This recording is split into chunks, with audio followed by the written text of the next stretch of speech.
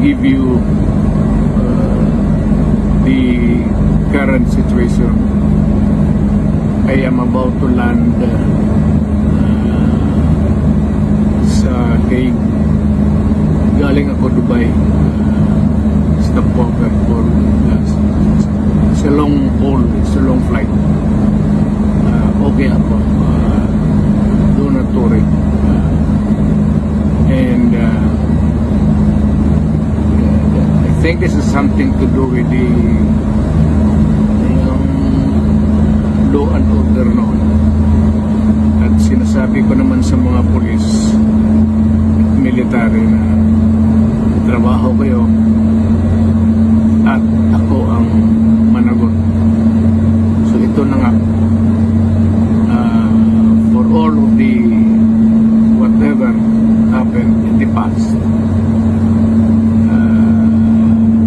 ako na yung nag-front sa ating law enforcement at military. Sinabi ko na I will protect you and I will ako ang managot sa lahat. This will be a long legal proceedings.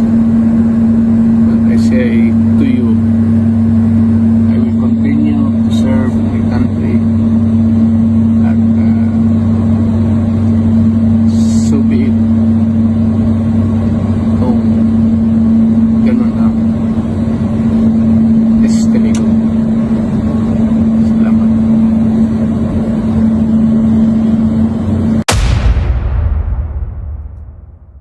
Hello everyone! Magandang gabi po sa lahat po ng ating mga tagapanood. Ito po ang inyong favorite na tagalista ng Noisy, si Sasha Rogando Sasot. Alam nyo naman, ako ang #1 tagalista ng Noisy.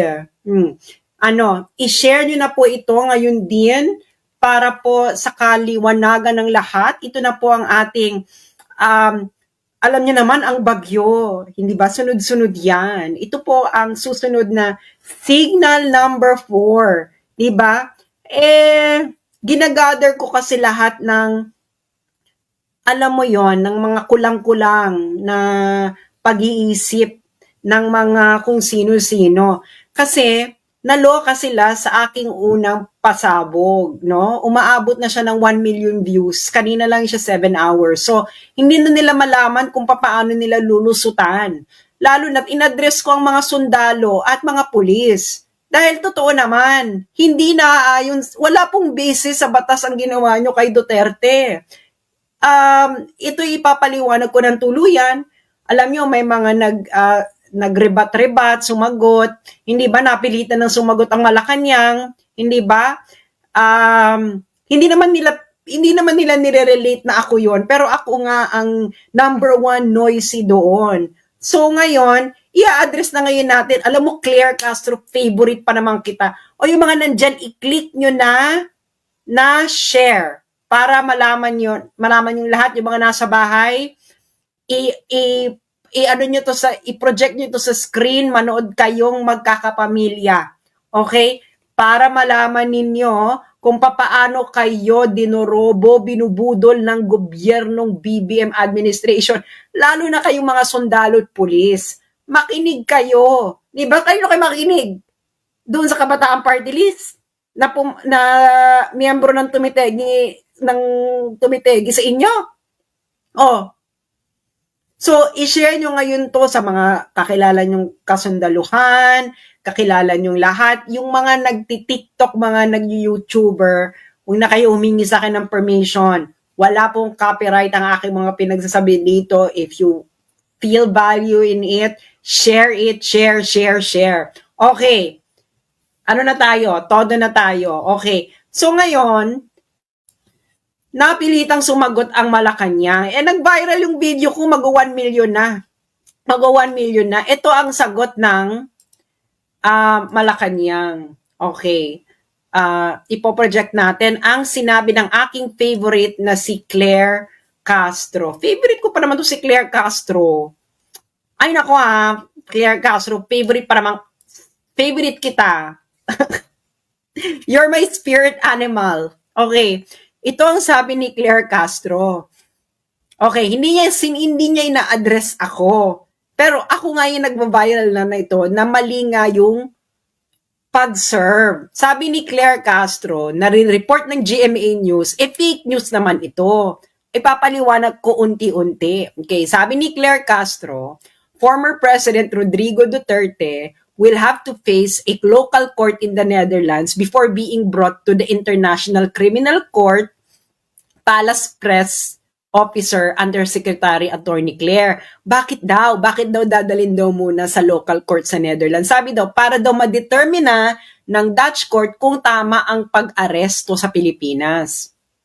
Claire Castro, kung hindi ka ba naman 1/2, 1/4, 1/8 ang iyong pag-uutak, saan ka nakakita na yung foreign court, Dutch court, foreign court, i-assess kung yung ginawa ng authority sa ibang bansa ay tama o proper? Saan mong konsepto to hinugot, madam? Saang tadyang ito ng IQ mo hinugot? Beshi, walang ganong konsepto. Absolutely not. Nakikita niyo na? Niloloko na kayo, GMA News. Kayo naman nagpapaloko kayo. Bakit kayo nagpapaloko, GMA News? Akala ko ba ayaw nyo ng fake news? Saan kayo nakakita ng ganon? Walang ganon. Saan kayo magre-relay? Magre-relay kayo dun sa ICC statute. Ang ICC statute, para yung constitution ng ICC, yun ang sinusunod nilang procedure. Meron bang ganyang procedure sa ICC statute na yung Dutch court mag-a-assess pa kung proper yung pag-aresto doon sa tao sa ibang bansa? Walang ganun, Claire Castro. Ipapakita ko sa inyo, mga kababayan, kayo mga pulis at sundalo, makinig kayo dahil binubobo kayo, ginagago kayo, ginagamit kayo ng mga bangag na to at nagpapagamit naman kayo. Hindi ba? Paano nyo may papaliwanag sa mga anak nyo yan? Sa pamilya nyo? Sa future generation ng mga Pilipino? Na ang isang dating presidente ng Pilipinas, dati yung commander-in-chief, hinugot ninyo ng ganun-ganun na lang at inilabas ng bansa. At mali pa ang procedure. Diba? Granting. Sa ginagawa ko to, I am thinking na tama sila na may jurisdiction ang ICC sa Pilipinas. So kahit may jurisdiction yung ICC Pilipinas, mali ang ginawa ninyo. Kaya i-share ninyo ito sa mga sundali ninyong kabarkada, kakilala, kapamilya.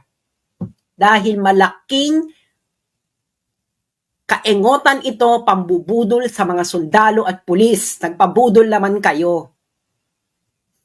At yung mga anti-Duterte dyang lawyer, makinig kayo dahil ililibing ko na lahat ng legal hallucination ninyo sa mga tadyang na mga bababa ninyong IQ. Makinig kayo ha.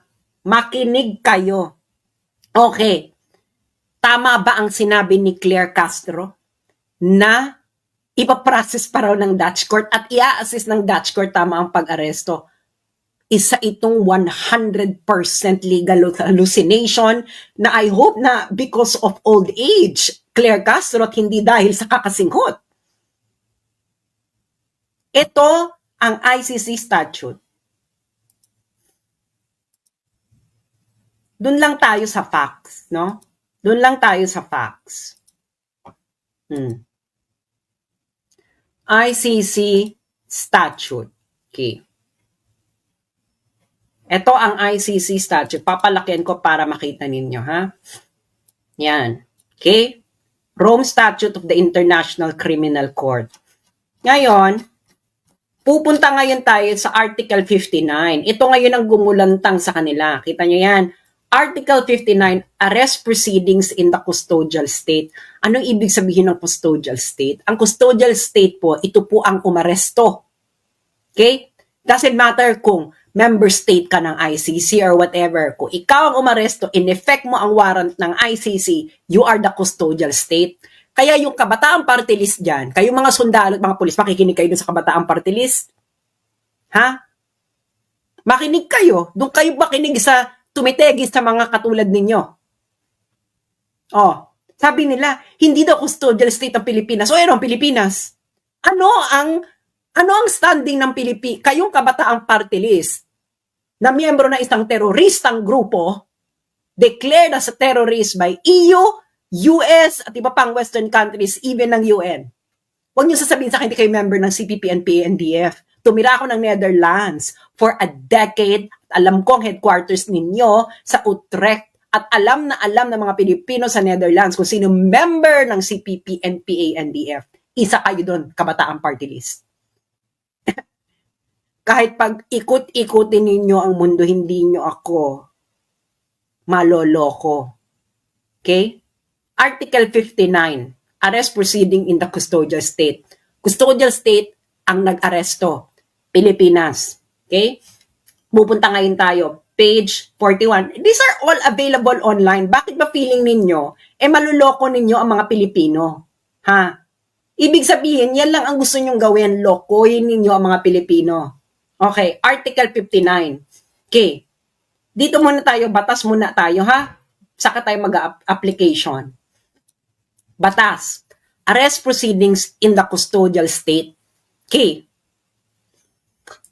Sabi dyan, a state party which has received a request for provisional arrest or for arrest and surrender shall immediately take steps to arrest the person in question in accordance with its laws and provisions of Part 9. Deadmahin na muna natin yung Part 9. Ibig sabihin, kakuha sila ng request. Warrant of arrest. Yun yung sinasabi nila Interpol note, red notice. Sino ba nag-notice sa Interpol? ICC. Ibig sabihin may warrant. Nagpa-request sa Pilipinas na iserve yung warrant kay Duterte. O di ikaw ang custodial state, ano ka? Anong standing mo kung hindi ka custodial state? What is your legal standing? Ano ka? Rendezvous state? Ano to, Kabataang Party List? Linawin mo to. May nagsabi sa akin, kagagraduate mo lang ng law school. Well, congratulations, no? Na natanggap ka sa bar. Pero aminin na natin, 5 units lang ang international law sa Pilipinas. Hindi ba? Leiden University to, tol.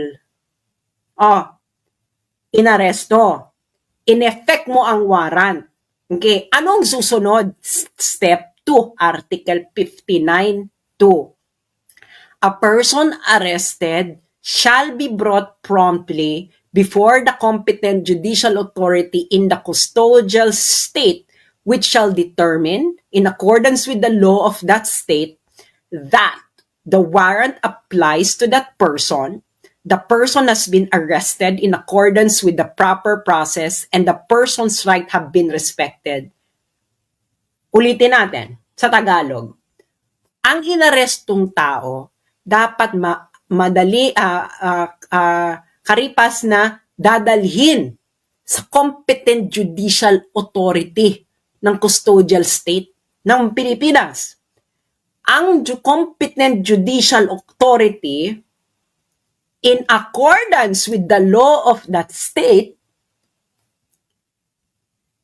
ay magdedetermine kung ang warrant ay applies doon sa inaresto. Yung person na inaresto ay naayon sa tamang proseso at nirespect ang karapatan ng taong inaresto. Ikaw, Claire Castro Bangag, asaan dyan ang Netherlands? Saan mo ipapasok dyan, madam? Kung bar exam ito, madam, at ito lang ang tanong, bagsak ka, Becky. Yung mga nakikinig dyan sa akin, nasaan dyan ang bansang Netherlands? Kung ma-justify mo kung nasaan dyan ang Netherlands ba ang custodial state? No. So, bakit ikaw na umaresto, Pilipinas, Ang sasabihin mo, ang magdidetermina kung tama ang pag-aresto mo ay korte ng Netherlands. Saan ninyo hinugot ang katarantaduhang konseptong ito? Claire Castro, papaano ka pumasa ng abogasya na hindi mo muna binasa ang batas bago mo ibuka ang bibig mo? Kung gaano mo binuka ang bibig mo, gaanon kakitid ang utak mo. Sino ka, madam? Nasa tamang pag-iisip ka ba? May nakikita ka ba na hindi namin nakikita dito sa Article 59 na kung paano ang tamang pag-aresto? Kayo nga, mga nakikinig kayong sundalo at pulis. Mali ba ako? Kung mali ako, maghain kayo, ha? Maghain kayo, mga sundalo at pulis. Maghain kayo. Okay? I don't know. Mag-ano kayo dyan? Military court. Maghain kayo. Tapos pauwiin nyo ko at sabihin ninyo na mali ako at ginagago kayo mga sundalo at pulis at i-firing squad nyo ako kung mali ako. Pero kung ako ay tama, anong ginawa sa inyo?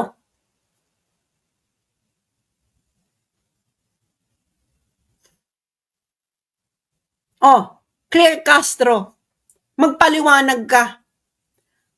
Saan sa Article 59 na ang Netherlands ang magdidetermina kung tama ang proseso ng pag-aresto? Kayong GMA News, ano na? Dahil ba ilang porsyento sa inyo ay ng kumpanya ninyo ay pag-aari ni?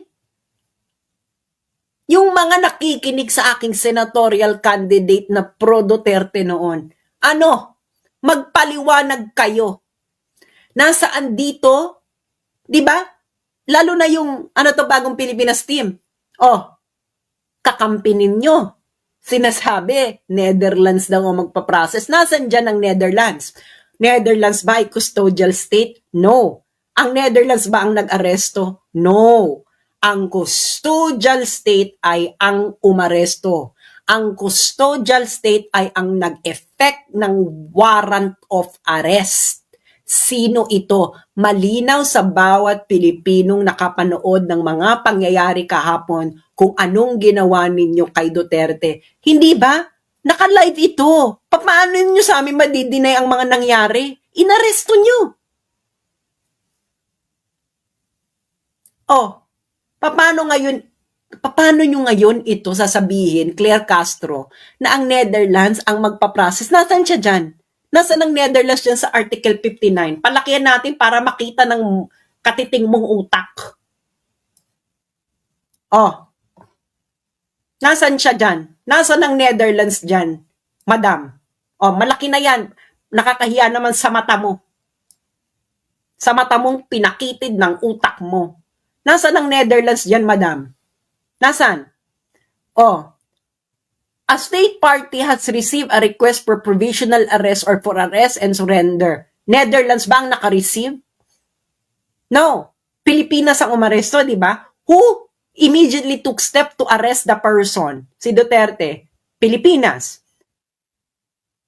And then, from step 1 to step 2, a person arrested shall be brought promptly before the competent judicial authority in the custodial state.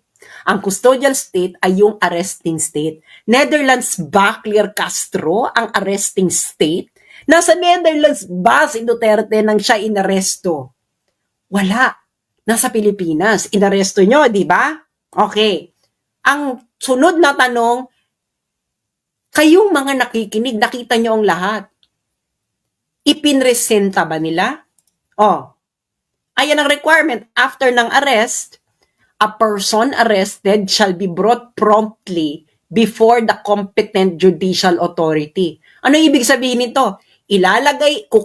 Ipipresenta nyo si Digong sa harapan ng competent judicial authority. Ginawa ba nila ito? Kayong mga sundalo at mga pulis na nakikinig sa akin, ginawa nyo to? Ginawa ito ng mga kasamahan ninyo? Sa dati ninyong commander-in-chief? Oo lang, oo, hindi lang ang sagot. Napakasimple. Oh, oo o hindi na pagkatapos arestuhin si Duterte, ay ipinresinta si Duterte sa harapan ng competent judicial authority ng Pilipinas. Oo o hindi? Yung mga sundalo at mga pulis na nakikinig sa akin. Oo o hindi? Hindi. Nakita namin ang lahat ng nangyari, huwag kayo magmamang-maangan. Ginawa ba ito? Ginawa ba ito ng competent judicial authority? Ha? Pagkatapos ninyong iharap si Duterte, in-examine ba ng competent judicial authority pagkatapos siyang arestuhin na ang warrant ay nag-a-apply kay Duterte na nasa tamang proseso ang pag-aresto at ang karapatan ng inaresto nyo ay respected? O ay in accordance with the law of that state? Claire Castro, in accordance with the law of the state that arrested, paano mo sasabihin na yung Netherlands ang mag-a-assess? Netherlands, ano yun yung Netherlands? Gagamitin niya yung sarili niyang batas para i-assess kung tama yung pag-aresto sa Pilipinas? Baliw! Kung bar example, ito lang ang question, bagsak ka na. Hindi ka naging abogado ngayon. Okay.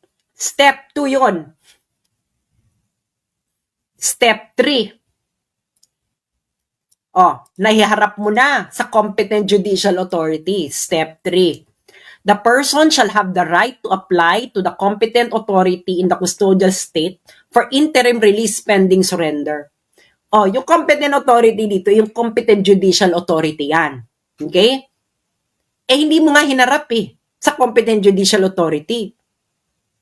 So, ginawa ba ito mga kababayan? Binigyan ba nila ng karapatan si Duterte na mag-apply sa competent authority? Paano mo nga gagawin? Hindi mo nga hinarap sa competent judicial authority. Sa ano nang gagawin niyan dito? Kailangan niyang interim release. Okay? Pending surrender. Pwede siya, karapatan niya yan. Karapatan niya ng mga akusado sa ICC. Ginawa ninyo? Napanood nyo lahat? Ginawa niya? Ginawa nila? Ginawa ng BBM administration? Simple lang sagot dito, oo, hindi. Procedure to Ang procedure, checklist lang yan. Yes or no lang ang sagot dyan. Yan ang yes or no. Kayo sa mga kongreso. Yan ang tamang yes or no lang ang sagot. Yung procedure. Kung procedural question. Okay. After nyan, i-review ng competent judicial authority. Ano i-review niya? Okay? I-review niya kung pwedeng bigyan ng interim release. Ngayon, yung ICC ino-notify na may request for interim release yung akusado. At yung ICC magbibigay ng recommendation kung pwede ba or hindi. Recommendation lang. Ngayon yung korte ang huling magde-decide. Okay. Sabi sa step 6, if the person is granted interim release. Ibig sabihin, yung korte ng arresting state, yung Pilipinas, kung nag-grant nila, yung ICC, yung pre-trial chamber ng ICC, ay magre-request ng periodic reports ng status ng interim release. Okay. Once ordered to be surrendered, step 7, once ordered by the custodial state, the person shall be delivered to the court. The court here is the ICC as soon as possible. Okay. So, ang nangyari sa'yo, kay Duterte, step 1, arrest, biglang nag-jump sa step 7. Tama ba yon? Mga sundalo at kapulisan, tama ba yon? So, ano ang basihan mo, BBM Bangag, na ginawa mo ang step 1, inaresto mo, inignore mo ang step 2, step 3, step 4, step 5, step 6, at nag-jump ka sa step 7. Kaya ka ba bumagsak sa Oxford? You're not following instructions. Napaka-simple. Plain language. Oh, yung mga taga Mindanao, makinig kayo. Tama? Okay. Oh, Claire Castro, walang Netherlands dyan ha, wala. Tigilan mo na yung legal hallucination mo. Okay. Now, para mas lalo ninyong maintindihan, okay, i-apply na natin ngayon ito sa facts. Okay, facts of the case. Okay, nang nangyari. Okay. Nasa na itong i-share ko. Kaya paki-share muna ito at makinig kayo nang hindi kayo naloloko ng mga kung sino-sino. Okay. Nasa na ba yan? I-ano ko na lang. I-share ko na lang yung Facebook ko. Okay. Yung mga, wag na kayo mag-request sa akin kung i-download nyo para sa TikTok, i-download nyo na lang. Okay. Dito ngayon tayo sa application. Okay. Ito ang sunod-sunod na pangyayari. Inaresto si Digong, correct? Oh.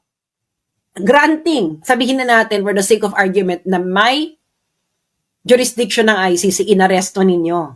Saan ang warrant of arrest ng ICC. Huwag niyo akong paikot-ikutin na dahil sa Interpol. Wala pong karapatan ng Interpol na mag-issue ng warrant.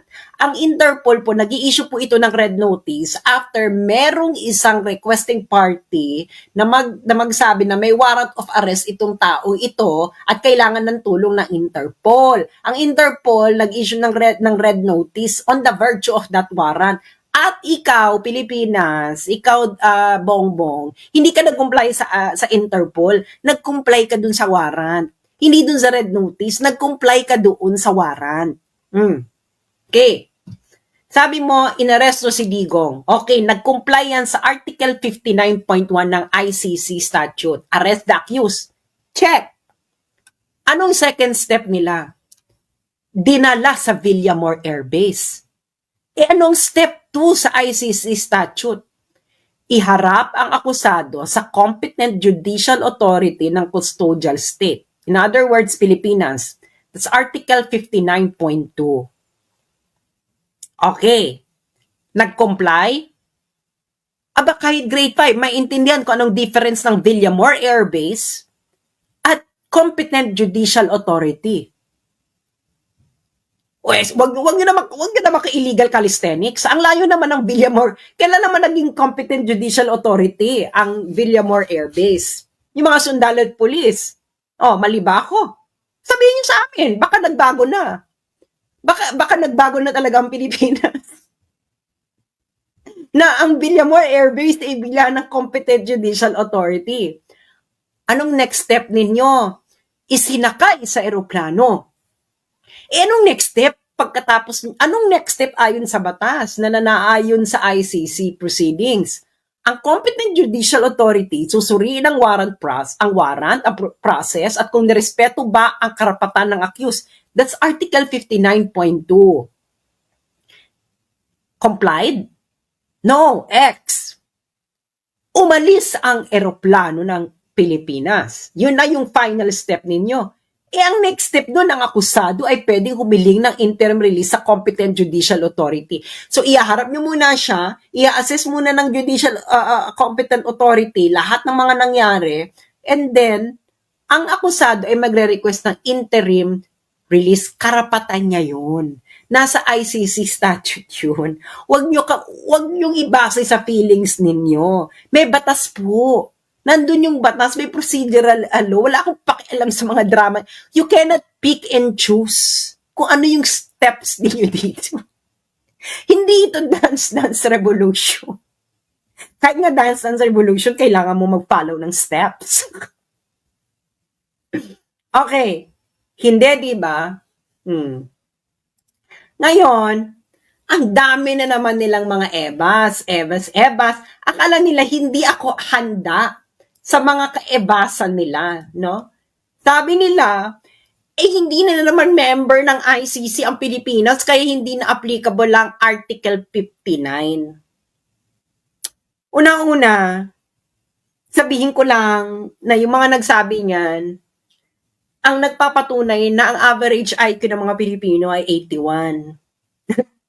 kung, kung hindi ka na member ng ICC, at sinasabi mo na yung batas ng ICC hindi nag-a-apply sa Pilipinas, so anong basis mo ng arrest?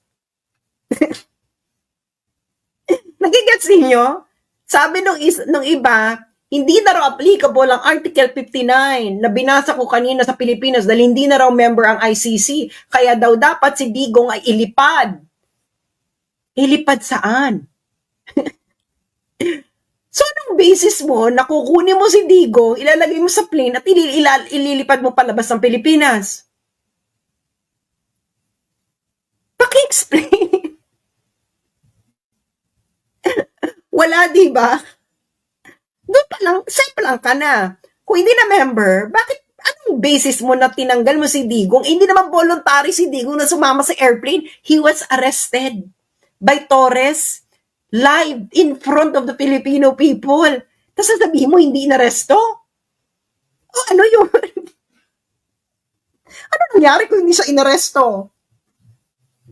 Ano ba to, party invitation ba ang ginawa ni Torres? Meron bang party sa Netherlands? Sinabi ba ni Torres kay Duterte na, Digo, may party sa Netherlands. Ano, gusto mo may libreng aeroplano? Ganun ba nangyari?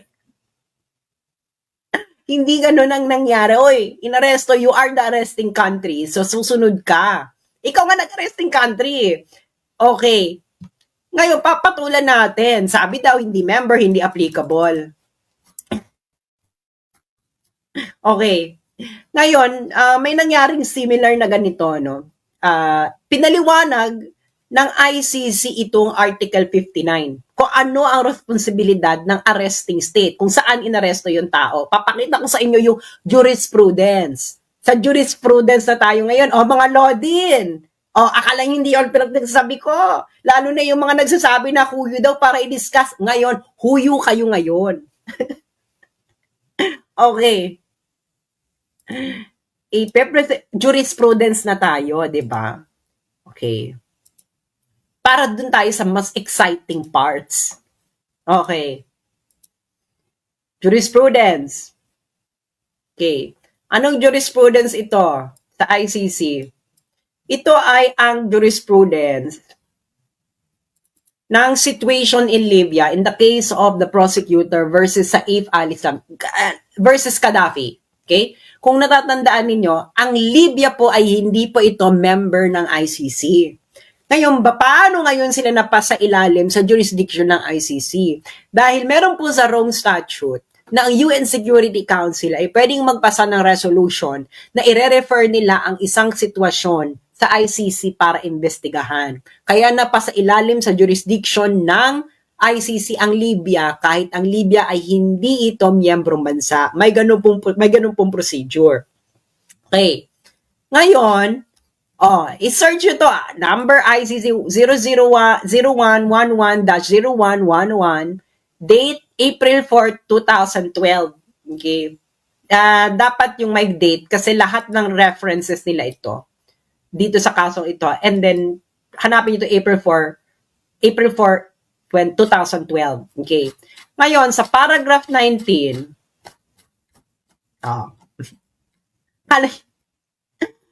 Inako Lord, never underestimate your enemy. Okay. Paragraph number 19. Okay. The chamber, ito yung pre-trial chamber ng ICC, recalls Libya's obligation to surrender Mr. Gaddafi to the court as of the day the warrant of arrest against Mr. Gaddafi was notified to the Libyan authorities. The chamber further notes that despite the chamber's request in its March 7, 2012 decision, the government of Libya has not informed the chamber hitherto of its decision to grant the surrender request. Okay? Absent any justification for postponing the execution of the surrender request, The government of Libya must therefore make its decision to grant the surrender request, afford Mr. Gaddafi the procedure described in Article 59 of the statute, which necessarily follows from arresting a person pursuant to a surrender request. And 3, start making arrangements in preparation for the surrender of Mr. Gaddafi to the court without further ado. Ano yung sinabi? Afford Mr. Gaddafi the procedure in Article 59 of the statute, which necessarily follows from arresting a person pursuant to a surrender request. Anong ibig sabihin yan? Ikaw na umarestong bansa, kailangan mong i-effect ang lahat ng nasa Article 59. Libya na to hindi sila miyembro ng ICC. Kaya yung mga nagsasabi niyan, hindi na naman tayo member, ulul. It applies to the arresting state who would like to comply to the surrender request ng ICC. Kese hodang sino ka pa. Dito nga lang, mas matindi dahil ang UN Security Council binigyan ng kapangyarihan ang ICC na imbestigahan ang Libya. So, ang basis ng jurisdiction dito ng ICC ay ang UN Security Council resolution. Ngayon, yung ICC, sinabi niya may jurisdiction sa Pilipinas kahit nag-withdraw na ang Pilipinas. Therefore, ang jurisdiction ng ICC flows from its own interpretation of its jurisdiction.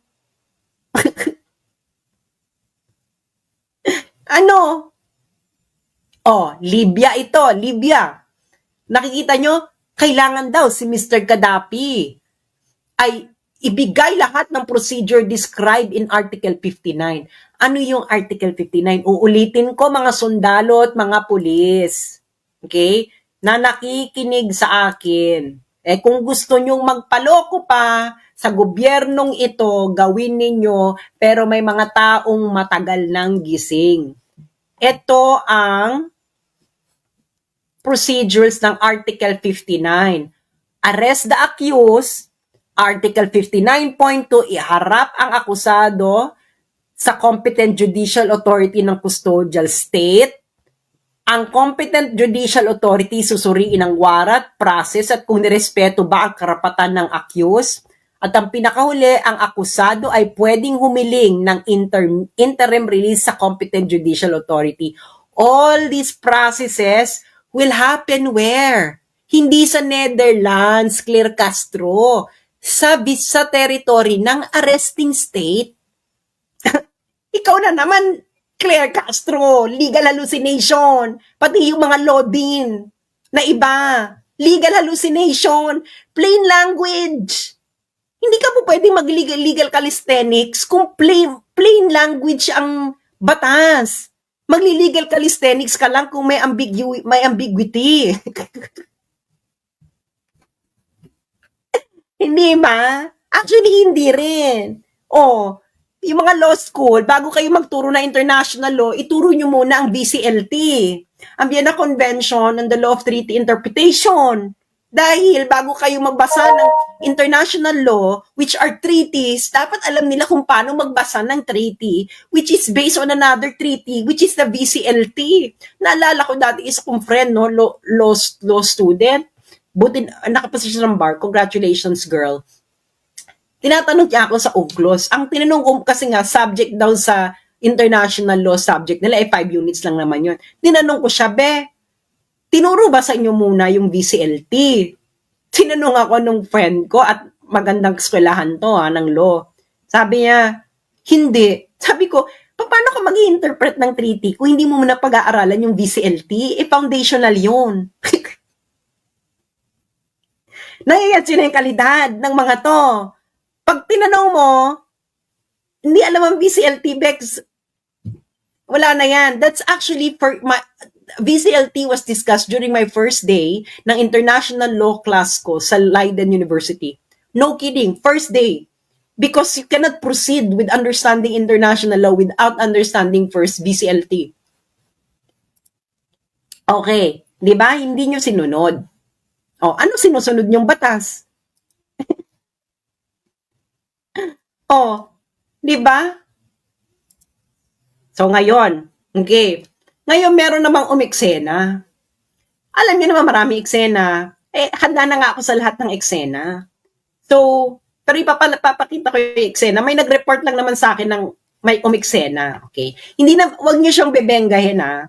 Pero kasi siya yung nag-report ng eksena. Okay. Share natin. Tayo naman, handa ako, Day. Hindi ako sumusulong sa isang okay, ito yung nireport niya. Sabi niya, merong same case si John Pierre Bemba, 2008, transferred din siya sa Netherlands by Belgium authorities without judicial review. Wala daw judicial review si John Pierre Bemba.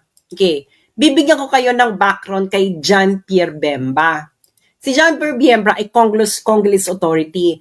Paano na rin siya napasakop sa jurisdiction ng ICC, UN Security Council resolution din.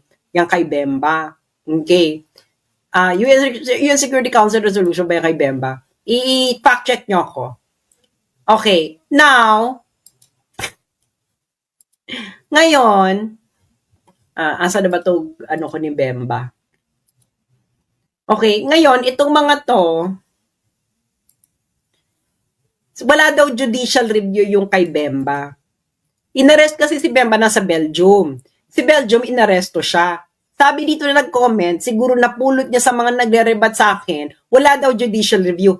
Kaya, nag-proceed daw ang case because ICC daw prioritize justice over procedural technicalities.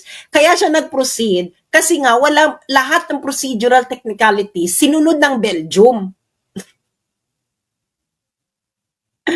Bibigyan ko sa inyo ng evidence. Hanapin ko, ha. Alam ko, hello? Nag-aral ako international law.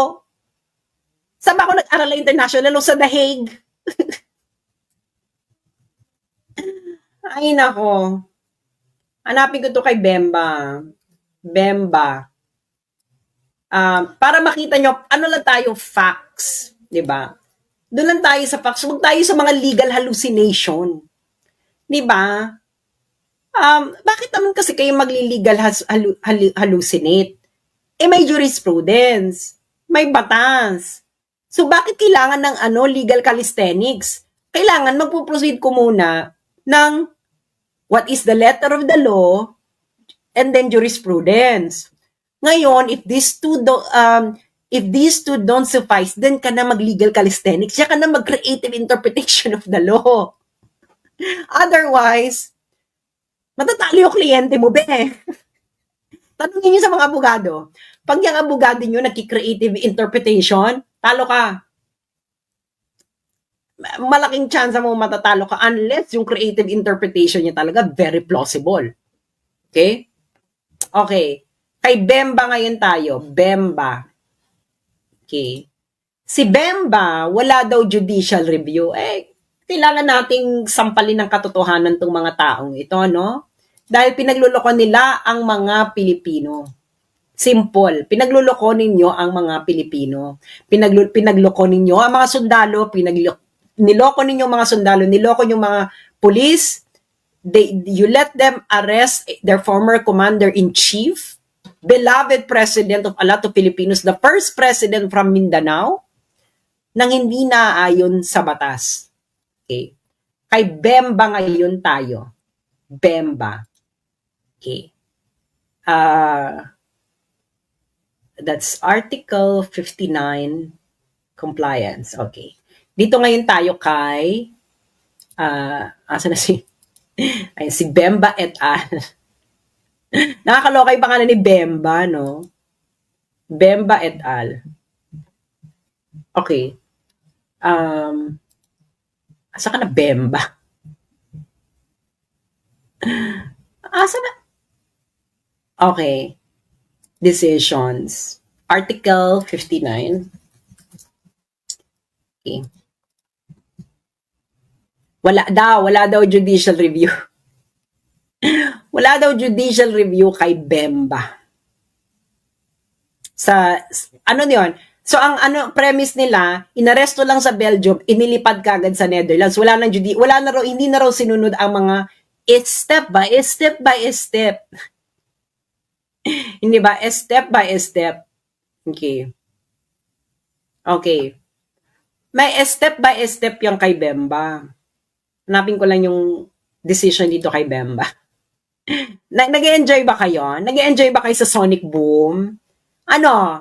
May rebuttal pa ba? Kung may rebuttal pa, handa ako, be. Diyos mio, Santísima Trinidad. Ano ba to?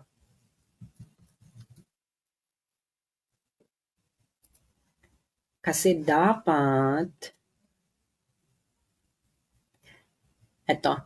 Kasi French kasi, punyet. Hindi po ako marunong mag-French. Okay.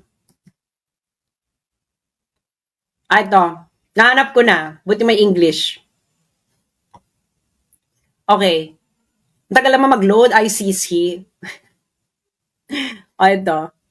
Stop screen. I-share na natin yan kay Bemba. Si Bemba daw. Walang judicial review. Okay. Alam nyo, kayong mga nagpapakalat ng mga legal hallucination, makinig kayo. Okay. Ang nakikita nyo ngayon, ito ay ICC 01-05-0108, June 23, 2008. Situation in the Central African Republic, the prosecutor versus Bemba Gombo. Okay. Ano to? Tungkol saan to? Recommendations to the Chamber, French, wag na tayo Chamber, blah, blah, blah, Brussels Court of Appeal, pursuant to Article 59 of the Rome Statute. Ano ibig sabihin nito, friends? Ito yung mga gustong maghanap, ha? Ayan, ito ang hanapin ninyo. Yan. ICC 01-05-0108, June 23, 2008. Yung mga abogado, makinig kayo. Ano to? Okay? Saan galing ito? Saan, anong pagdidesisyon nila? Recommendation nila doon sa Belgian Court, sa Brussels Court of Appeal. Brussels Court of Appeal na be! Bakit ngayon sila nag-recommend sa Brussels Court of Appeal? Kasi nga may judicial review, mga best. Hindi ba sinabi ko na sa inyo, may step? Ano yung isang step? Ipapakita ko ba yung step? Ipapakita ko yung step para yung mga yung may legal hallucination, okay? Para yung may legal hallucination, para maka-follow.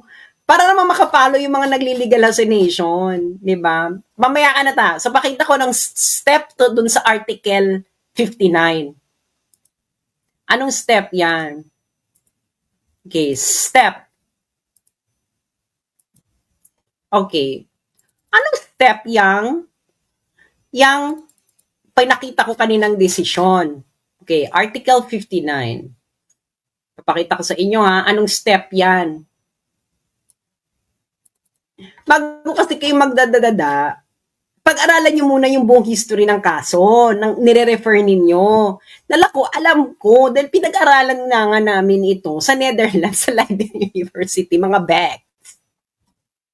At ang isa sa mga professors ko sa international law ay isang defense lawyer sa International Criminal Court. Ano ba? Professor ko sa jurisprudence. Hindi lang basta jurisprudence, international legal jurisprudence. Di ba? So, itong Article 59, nakita nyo yon, di ba? In pursuant of Article 59. So, step 1, inarrest mo ng Belgium kasi nga may warrant of arrest. Check, nag-comply ang Belgium. Ano ang next step?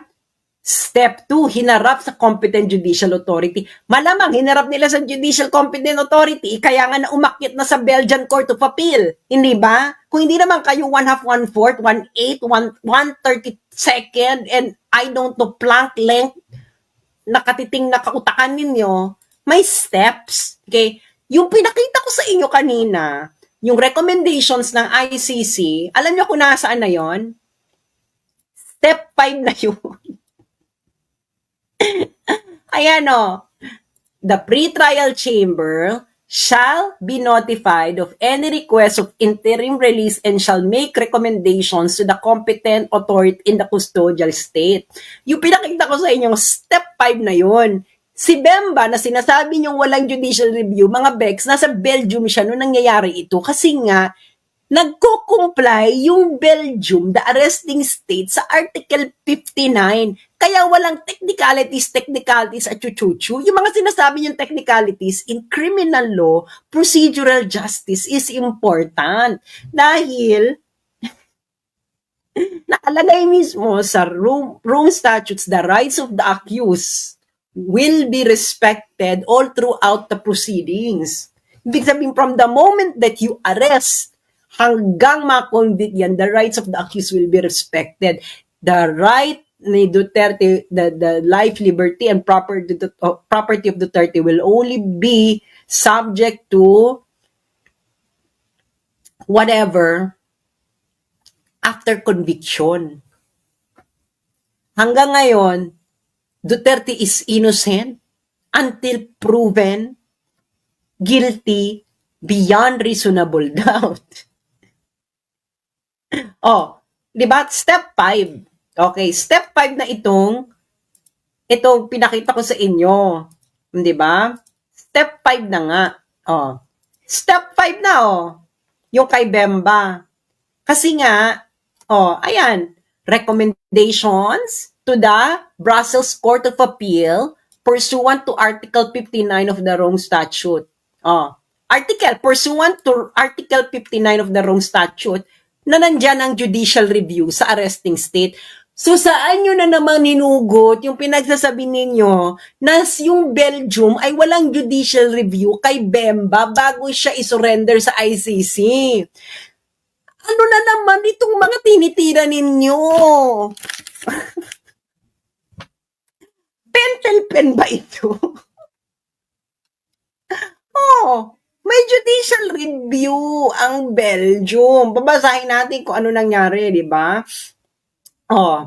Ito yung sabi on May 23, 2008, the chamber issued a warrant arrest against Bemba. Okay. That same day, on the basis of the warrant of arrest, in accordance with the Article 92 of Rome Statute, the chamber requested the Kingdom of Belgium provisionally arrest Mr. Pierre Bemba and ensure his safety until his final surrender to the registrar of the court. When issuing the warrant of arrest, the chamber considered there were reasonable grounds, etc. Okay. The warrant of arrest was executed by the competent authorities of the Kingdom of Belgium. Nandun kasi si Bemba, sa Belgium. So yung Belgium ngayon, ang custodian state. Nasa Belgium si Bemba eh. Ngayon, on May 30, the Council for Missing Pierre Bemba filed a French ito. Ito yung interim request for liberty. Okay. Ngayon, yung Court of Appeals ng Belgium, binigyan siya ng recommendations ng ICC. So, merong judicial review, mga Bex. Nagigets ninyo? May judicial review bago siya sinurrender sa ICC. May judicial review saan? Class? Sa custodian state. Ano uli yung custodian state? Ang custodian state, ang arresting state. Ngayon, dinebank ko ba kayo ng hinugot ko lang sa tadyang ang mga argument ko? Hindi. Dinebank ko kayo according to what? Plain reading of the law, ICC statute, and jurisprudence of the ICC. Ngayon, kayong mga nakikinig sa akin, mga sundalo at pulis, ano ngayon ang ginawa sa inyo ng BBM administration? Tell me. Were you acting on the presumption of regularity? Paano regular? Hindi nga, Torres was not acting on presumption of regularity. Torres was acting on the condition of the ignorance of the process of the ICC. And ignorance of the law doesn't excuse anyone. Kahit si General Torre ka pa, ay yun ay kung kayong mga pulis at sundalo ay loyal pa sa Constitution. That's my challenge to you. Are you still loyal to the Constitution? Ang linaw, di ba? Nakita niyo yung ginawa kay Bemba. Nakita niyo yung sinabi ng trial chamber court kay Gaddafi. Yung ginawa ng Belgium kay Bemba. Sinabi noon sa desisyon kay Gaddafi na Article 59 dapat i-afford kay Gaddafi ng Libya, the arresting state. Si Bemba na inyong pinagmamalaki, etos garbanzos, binigyan din siya ng Article 59, nag-comply din ng Article 59 ang Belgium bago siya isinurrender sa ICC. Kayong mga sundalo at mga pulis na nakikinig sa akin ngayon, granting, let's say, for the sake of argument that ICC has jurisdiction over the Philippines. Okay? Let's say, for the sake of argument, just for the sake of argument, okay? Ginawa ba sa pag-aresto sa former commander-in-chief? Ha? Hindi ito ginawa kay Erap. Hindi ito ginawa kay Arroyo. This is the first time that this was conducted in recent memory to a former head of state of the Philippines. Hindi ba? Si Erap nga na pinatalsik ng upheaval na nagkaroon ng people power and coup combined laban kay Erap. Binigyan pa siya ng karapatan. Hindi ba? Si Duterte, what did he do? Ha? Kayong mga sundalo at pulis. No, huwag niyo sasabihin may presumption of regularity. Presumption of regularity is premise that the officer actually knows what is regular.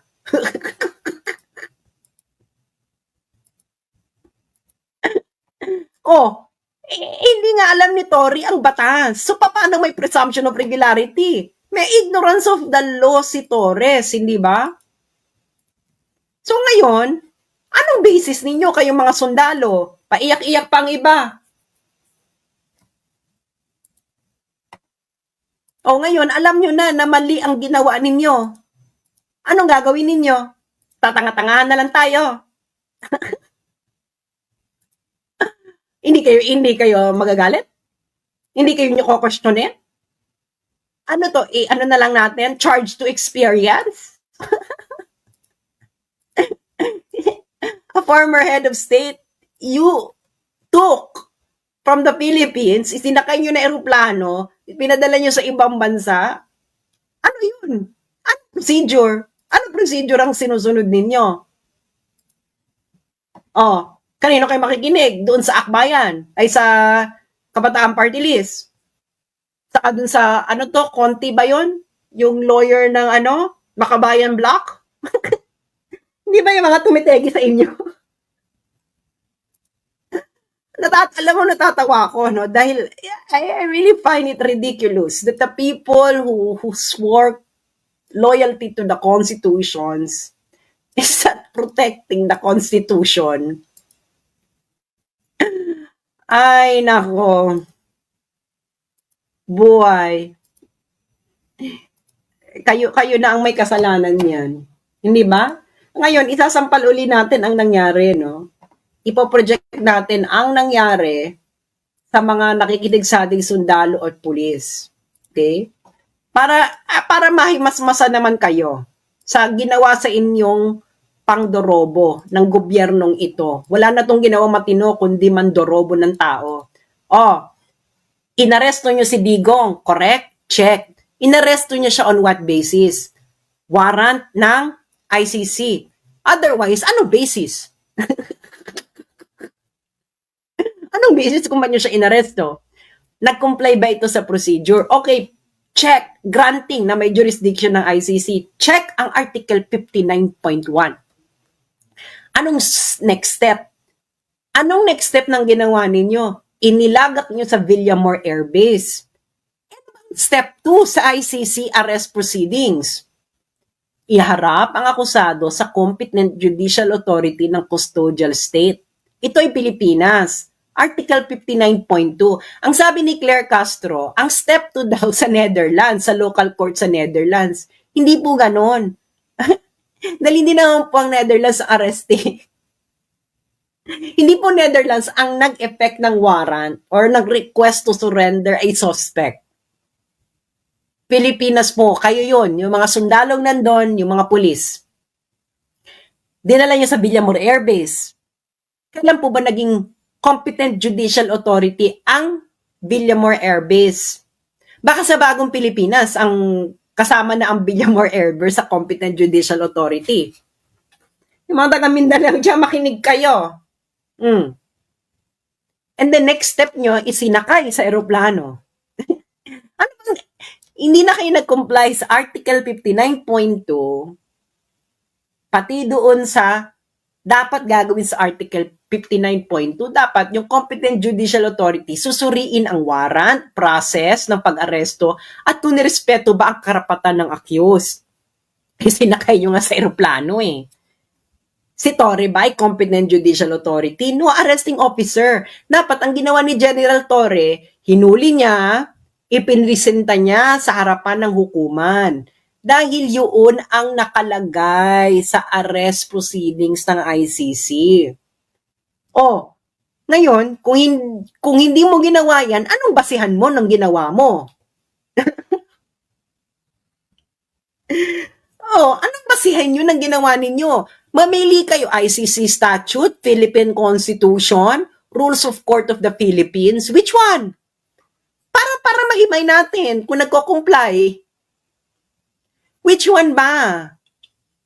ICC statute, Philippine Constitution, Rules of Court ng Pilipinas. Which one nag-comply? Nakita nyo na hindi nag-comply ng ICC statute. X lahat. Philippine Constitution nag-comply ba? Hindi ka nga po pwedeng dumiretso muna sa Philippine Constitution kasi sabi nyo may jurisdiction ng ICC. So ngayon, the rules of the ICC in arresting a suspect of a proceeding in the ICC is going to part of the domestic law of the Philippines. So ang umiiral na batas ngayon, kung sinasabi nyo ang Pilipinas ay under jurisdiction ng ICC, then it is the Article 59 is in operation sa Pilipinas. Ngayon po pwede nyo naman sabihin, hindi operational ang Article 59. Kung hindi operational ang Article 59, ano yung basis ninyo ng arrest? Article 59, arrest of the accused, ginawa ninyo. Sabi nyo Article 59, hindi ito applicable. Bakit applicable ang Article 59.1? Pero yung ibang items sa Article 59 hindi applicable? Ano yan? Select and choose. Tapos na to, choose your own adventure? ano bang ginawa niyo ano bang ginawa niyo sa Malacanang? Ganito ba? Ganito, bulag-bulag point. Ay, Article 59.1 lang. Ganun ba yan? Ganyan bang ginawa ninyo?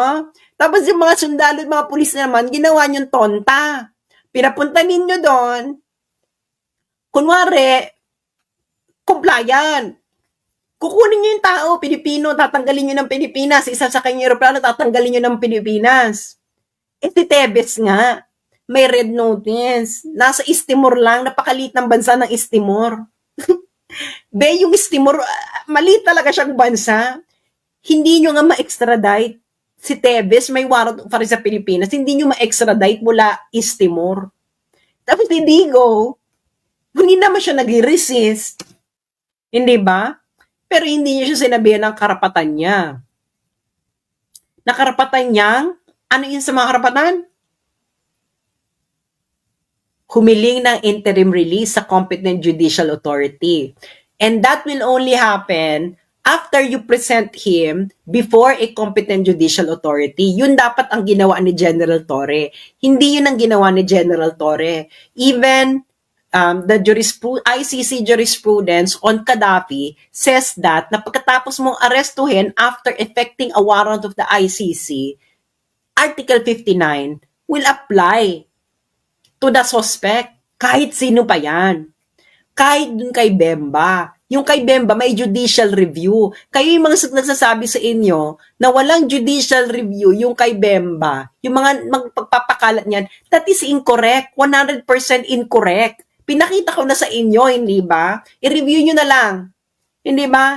Merong judicial review. Kay Duterte, hindi siya hinarap sa competent judicial authority. Ang competent judicial authority, habang nandun siya, hindi sinure kung ang warrant, ang process at ang mga karapatan niya ay respetado at hindi siya sinabihan na pwede siyang humiling ng interim release sa competent judicial authority. Anong nakita ninyo?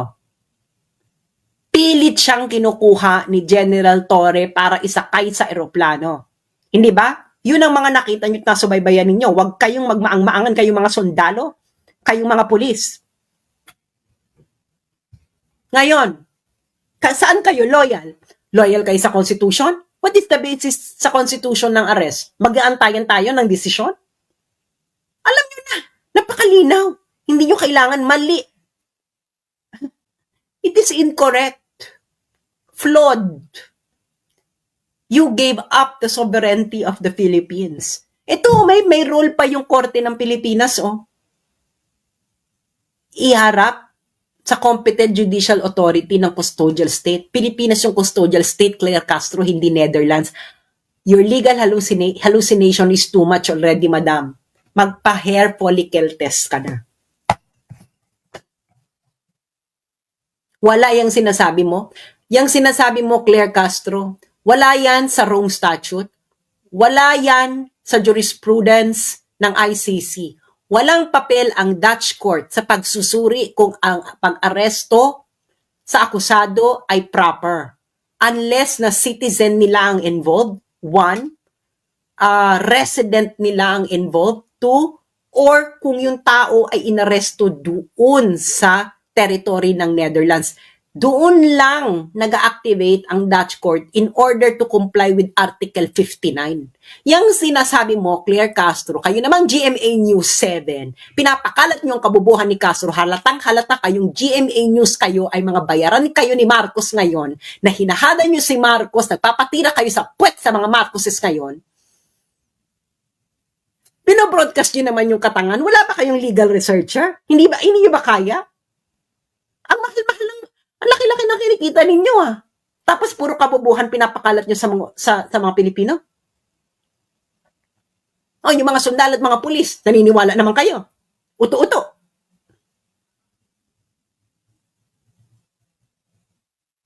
Oh, nasaan ang papel ng Netherlands? Wala. It's not in the jurisprudence of the ICC. It's not in the Rome Statute. So saan hinugot ito ni Claire Castro? Saang dako ng kanto ng namamagamong kepyas hinugot yung legal hallucination mo, Claire Castro? It's not in the Rome Statute. It's not in any jurisprudence of the ICC. Not even in the Philippine Constitution. Not in the rules of court of the Philippines. Not in the jurisprudence of the Philippines. May papel pa ang korte ng Pilipinas sa mga nangyayari. Anong ginawa ni General Torre following whose order na i-disregard ang korte? Sagutin niyo yung mga sundalo at pulis. Ano ang basis ni General Torre para i-disregard ang korte na may papel pa ayon sa Article 59 ng Rome Statute? Ayoko ng yes or no dito. Give us your most talented reply. Tingnan natin kung may basehan yan. Kailangan meron tong jurisprudence, ha? Na yung Article 59 pwedeng i-disregard. Hanapin nyo. na kailangan i-disregard ito. Pero nakita nyo na, di ba? Doon sa kasos ni Gaddafi, anong sabi ng pre-trial chamber? Uulitin natin para makita to ng mga sundalo kung anong ginawang kabubuhan ng gobyernong ito. Diyos mio, Santissima Trinidad. Okay.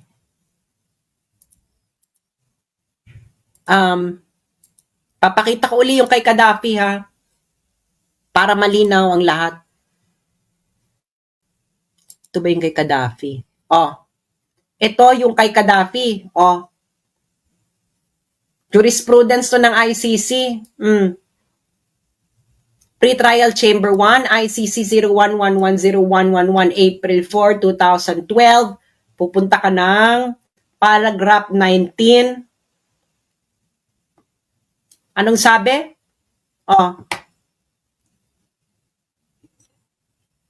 Government of Libya, siya yung mag-aaresto, mag-effect ng warrant of arrest, afford Mr. Gaddafi the procedure described in Article 59 of the statute, which necessarily follows from arresting a person pursuant to a surrender request. Gaddafi na yan, ha? Yan ang sinabi ng ICC. Pagka-aresto mo, ibibigay mo sa inaresto mo dito si Mr. Gaddafi, procedure described in Article 59 of the statute, yung diniscuss ko, which necessarily follows from arresting a person pursuant to a surrender request. So, ibig sabihin, pag may inaresto ka in pursuit ng surrender request ng ICC na yun ang nangyari, you will afford the accused the procedure described in Article 59. So ngayon, yung mga nagre-ribat-ribat sa akin, humugot kayo ng jurisprudence sa ICC justifying yung sinasabi ninyo na Article 59 does not apply to the Philippines. Dahil kung wala kayong mahugot, sama-sama kayong sanang mag-crashing sa taas ng amats ninyo.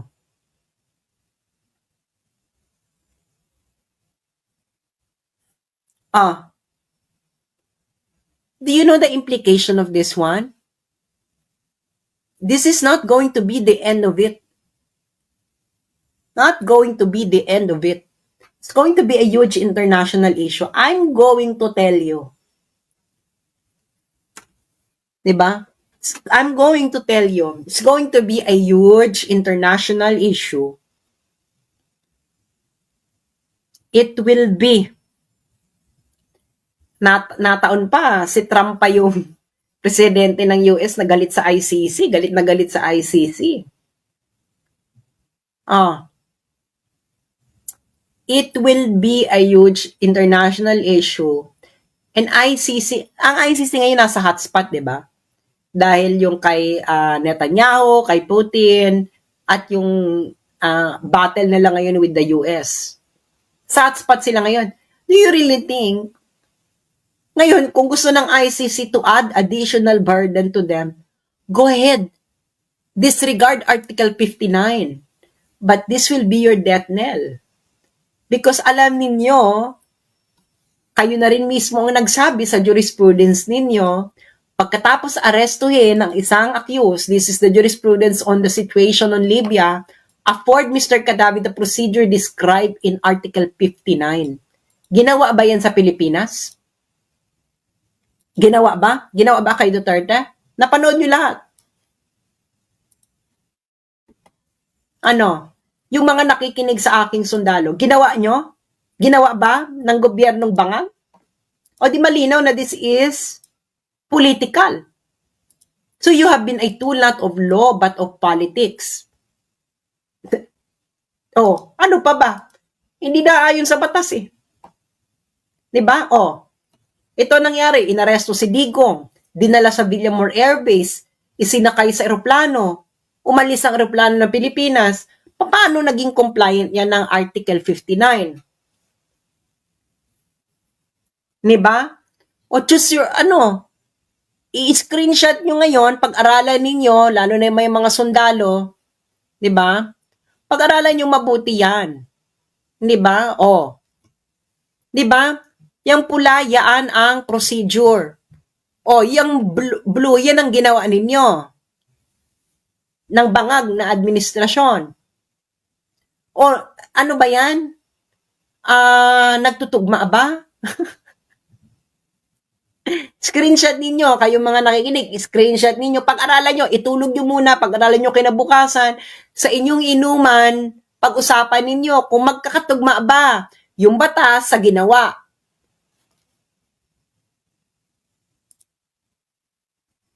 Hindi ba? So ngayon, na sonic boom na. Meron pa ba? Meron pa bang i-rebat? Diyos ko naman, kung magbibigay naman sila ng argument, magbigay ng jurisprudence para ma-check natin yung jurisprudence. Nag-umpisa ako sa plain reading of the law. And then pinalaliman ko. Nagtungo ako sa jurisprudence mismo. Ano ba kayo feeling? Kayo mga nag-repat, feelings. Based on feelings, motherhood statements, diyan naman kayo magagaling. Dapat ganun ang procedure. Ha? Ganun ang procedure ng batas, mga friends. First, the text of the law. Then, jurisprudence. Saka na kayong mag-legal calisthenics.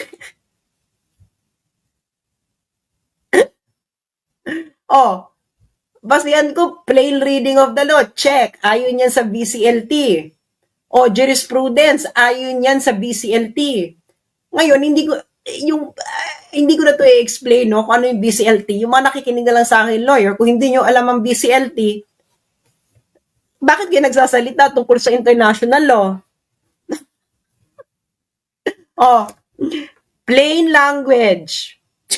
Check. Ayon yan sa BCLT, reading of a treaty. Ang statute kasi, treaty yan.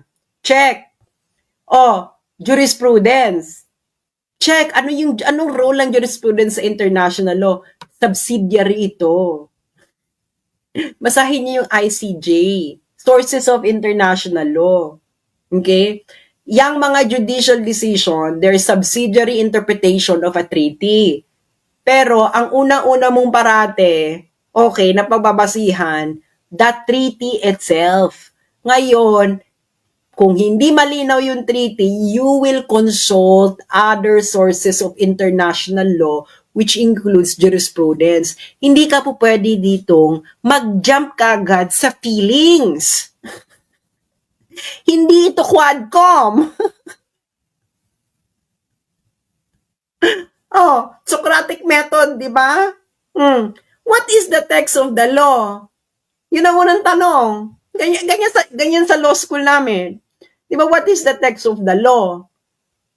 Explain. Di ba, IRAC? Di ba?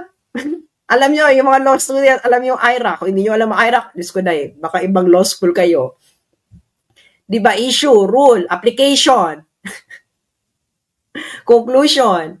Saan yung application? Rule is the text of the law. Application, saan ka ngayon magre-rely ng application? Sa jurisprudence. Saka ka ngayon magre-reach ng C, conclusion. Actually, conclusion and critique yun sa amin may issue. Article 59 of ICC statute. Was it complied by the BBM administration? From issue, you go to R, rule.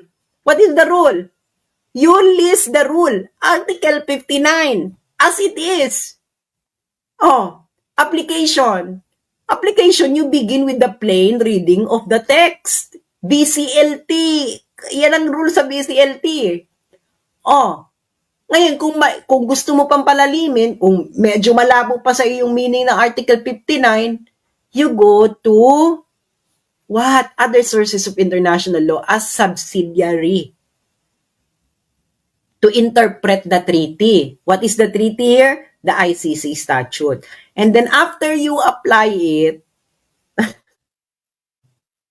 with the facts, you go to the conclusion of your issue. So what is the issue? Was Article 59 complied with by the BBM administration? Let the debate begin. Malinaw ang facts. Pinresenta ko ang facts.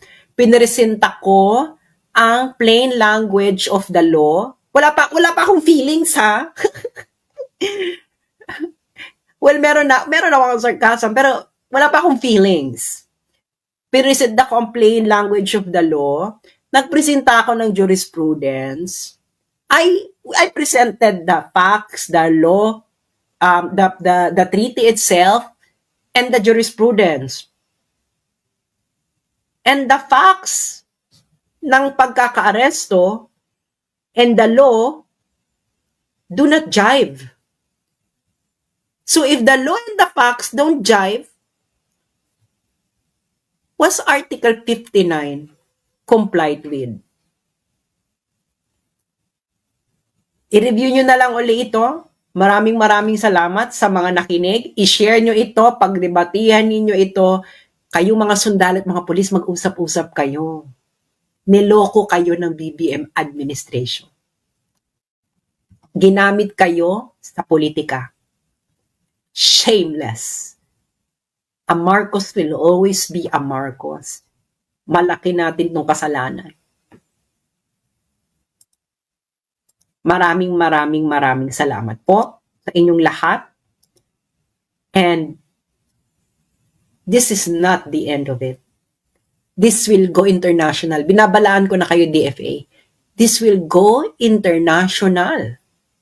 I'm telling you. You'll never see the end of this.